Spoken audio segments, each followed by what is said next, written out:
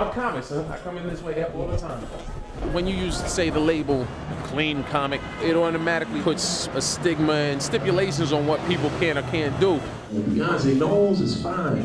You ever see somebody so fine, they make you like change, you start cursing dyslexically? That motherfucker is bad. I don't curse on stage, but that's me. I only know that comedy is funny.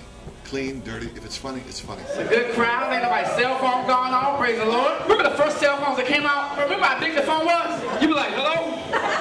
When they go looking for black comics, they tend to go looking for the stereotypes, like, how y'all mother effers doing in this mother effer? When I travel and I tell people that I'm from New York, sometimes they get an attitude. You know, they think I'm a rock them or something. So I do. I could sit on stage and talk about religion all night. Ain't nobody gonna go nowhere.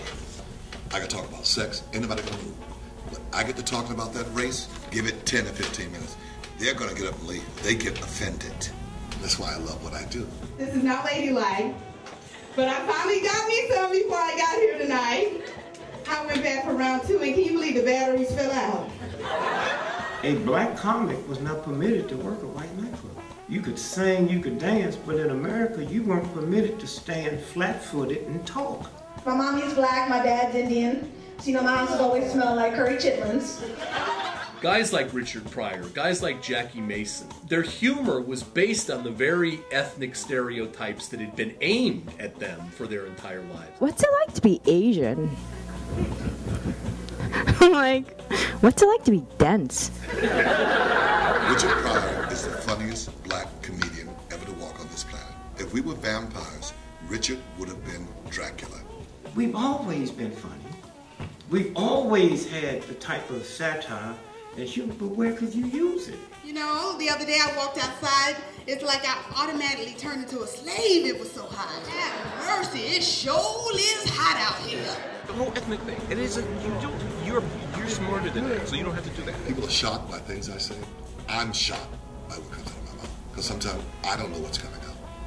But it comes out funny. I starred in an all-white production of the play A Raisin in the Sun.